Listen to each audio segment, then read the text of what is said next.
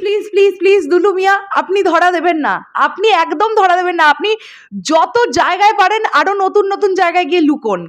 আপনি ধরা দিলে কিন্তু সাকিবিয়ানদের মন ভেঙে যাবে। সাকিবিয়ানরা প্রচুর প্রচুর অপেক্ষায় আছে, কিন্তু দুলু মিয়াকে তারা দেখবে, আর সেটা নিজে আত্মসমর্পণ করে নয়, তাকে ধরা হবে।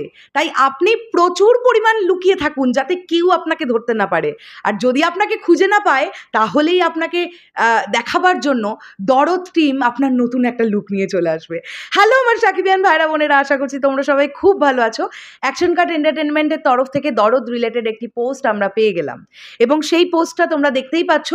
বেশ কিছুদিন আগে ওয়ান্টেড বলে একটি পোস্টার আমাদের কাছে এসেছিল।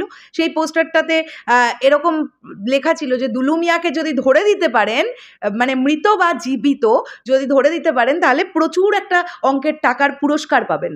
তো 12 মিনিট আগে অ্যাকশন কাট এন্টারটেনমেন্টের তরফ থেকে জানানো হয়েছে, একদম ইনডাইরেক্টলি নয়, এটাকে বলে ডাইরেক্টলি জানানো, যে আগামী 2রা জুন 2nd জুন 2024 তারিখে দুলু মিয়ার একটি লুক দরদ টিম আমাদের সামনে নিয়ে আসবে। তোমরা হয়তো ইতিমধ্যে কেউ ভুলে যাওনি, অনন্য মামুন ভাইয়া নিজে বলেছিলেন যে দরদ ছবিতে মেগাস্টার শাকিব খানের অর্থাৎ দুলু মিয়ার চরিত্রটার 21টি ভিন্ন ভিন্ন লুক আছে।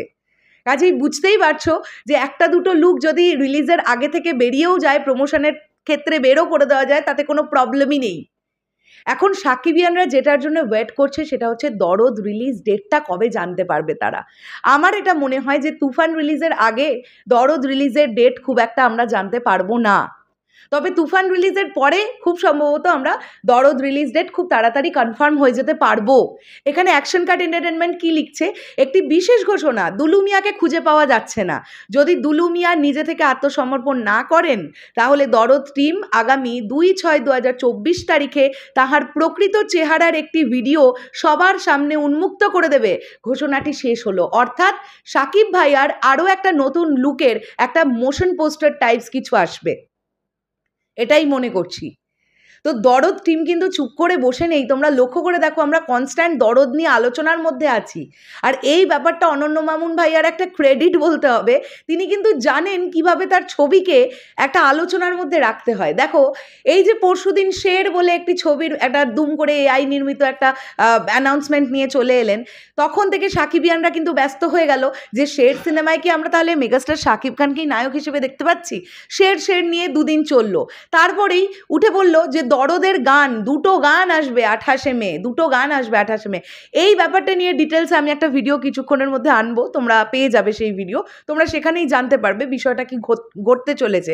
আবার দেখো, আজকে বিকেলবেলায় এটা অ্যানাউন্সমেন্ট করে দেওয়া হলো যে আগামী 2রা জুন দরদের দুলু মিয়ার আরও একটা নতুন লুক আমাদের সামনে আনা হচ্ছে।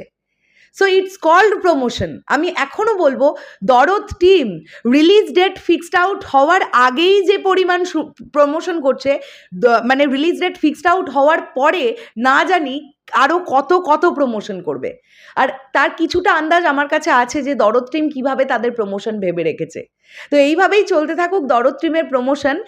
আলটিমেটলি সাকিবিয়ানরা সাকিব ভাইয়াকে নিয়েই থাকতে ভালোবাসে, সেটা হোক দরদ, হোক তুফান, বা হোক রাজকুমার।